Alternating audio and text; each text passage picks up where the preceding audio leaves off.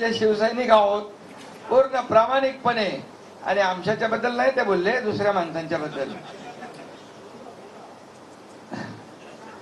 जाऊ दे, त्याला वाजत राहू दे. आणि आज शिवसेना धनुष्यबाण आज आपल्याकडे आहे. म्हणजे खरी शिवसेना आपणच आहे.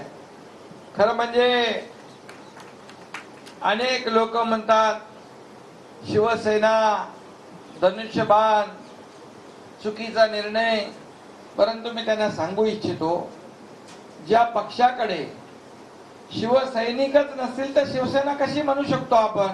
हे सगळे शिवसैनिक आपल्या सोबत आहेत, त्यामुळे ही खरी शिवसेना.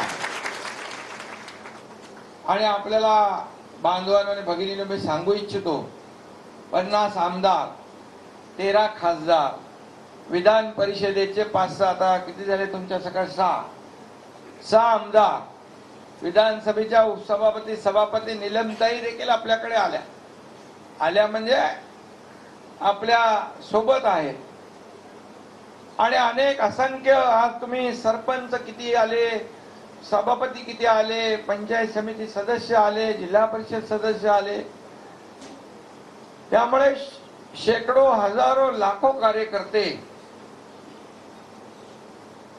आज आपल्या सोबत येत आहेत, बाळासाहेबांच्या विचारांची साथ देत आहेत.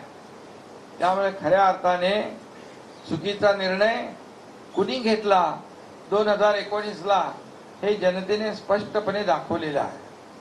खरं म्हणजे आपलं सरकार, शिवसेना भाजपा युतीचं सरकार स्थापन व्हायला पाहिजे होतं.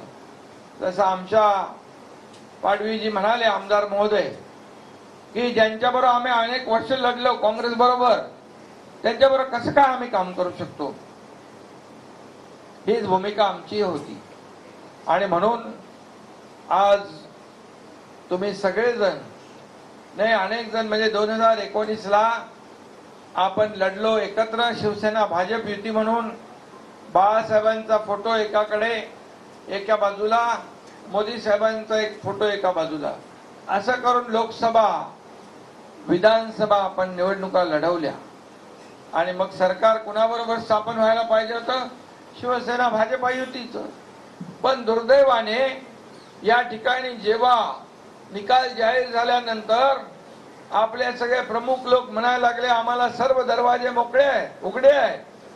सर्व दरवाजे उघडे असण्याचं कारणच नाही. तुम्ही शिवसेना भाजपा युती म्हणून आपण लढलो, आपल्या समोर एकच दरवाजा होता, आणि शिवसेना आणि भाजपा.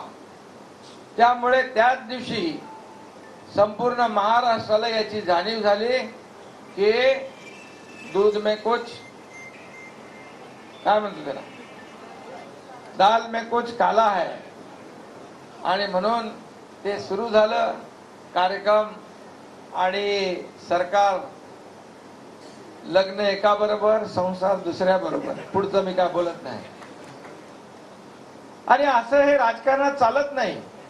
राजकारणात नीतिमत्ता, उद्देश, वैचारिक विचार, हे सगळं जे आहे, विचारधारा, या सगळ्या आपल्याला पाळाव्या लागतात.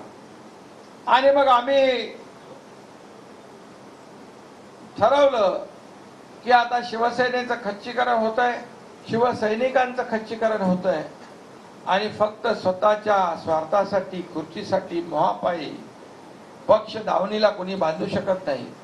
आणि मग लोकशाहीमध्ये, घटनेमध्ये देखील लिहिलेलं आहे, जर लोकशाहीमध्ये एखाद्या प्रमुखाने चुकीचं पाऊल उचललं तर पक्षातल्या कार्यकर्त्यांना अन्यायाविरुद्ध जाब विचारण्याची संधी लोकशाहीने दिलेली आहे, बाळासाहेबांनी दिलेली आहे.